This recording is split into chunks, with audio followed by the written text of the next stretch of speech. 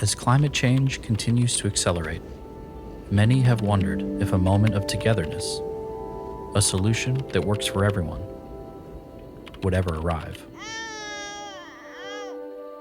It was the birth of my daughter that inspired me to launch this climate organization in order to counteract the excessive polarization of this issue in the United States. It's obvious, first of all, there is a deep problem. You don't have to rely on science. All you have to do is use your eyes. There's no way to imagine decarbonizing the United States economy without some degree of Republican support.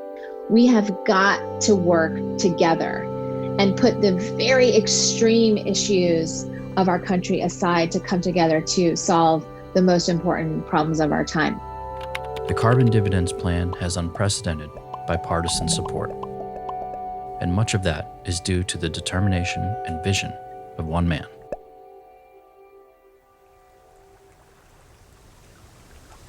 You know what he said to me? He's like, I want to sail around the world. Sailing, I'm like, I grew up on an island. All we have are sailors. I'm not interested in that. But yeah, he was very convincing. Obviously, we're lovers of nature and of the outdoors. I think we felt that we hadn't done a really good job preserving that for the next generation. He felt that the most effective way he could give back is to marry doing good with public policy. Two things got me in, the power of the idea and the power of Ted. Ted was unlimited in his talents. He was brilliant, and he was a visionary. He was committed, and that commitment was unwavering. And that's a pretty powerful set of tools for somebody to operate with. I started by reaching out to a who's who of Republican elder statesmen and business leaders. I believe the first few funders he went to see told him, Ted, are you crazy? I remember thinking, this is one nervy, audacious guy. Who the hell knows whether he can pull this thing off? Yes, Ted. America's business community and economic community is increasingly agreeing that what we need to do is put a price on carbon. Being there at the beginning with Ted as he was putting the organization together was something to watch. I mean, he's an institution builder, and building institutions isn't easy. You know, building a new organization and finding support and carving a space for yourself is it's a pretty challenging operation. Yeah, this is a pretty steep uphill battle that you're undertaking, but he was literally unfazed. Gradually, he built it up and brought us all along, and we're probably all a bit surprised at the stage that it reached. Almost every leading editorial board in the country has since endorsed our plan. And Fortune 100 companies from a wide range of industries are now getting behind it. He definitely had an ability to bring people together and hear unique concerns. One of the reasons that the plan is so magnetic to Republicans is that it has the industry support that other plans don't have. And the same can be said for Democrats with the Environmental Coalition. His ability to just ask people the right questions at the right time and make sure if he saw that a conversation was going sideways to kind of steer people back again into this river that we were all on for collective action.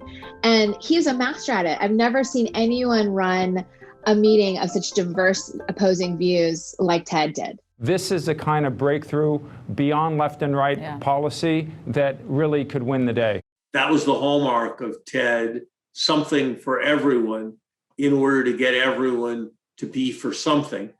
The Carbon Dividends Plan alone will cut U.S. carbon emissions in half by 2035. The plan has 4 unique features. 1, a gradually rising carbon fee. 2, dividends from the fee returned to all Americans. 3, simplified regulations for businesses. 4, a border carbon adjustment. This is a really sensible, reasonable, moderate, conservative, free market, limited government approach to this problem.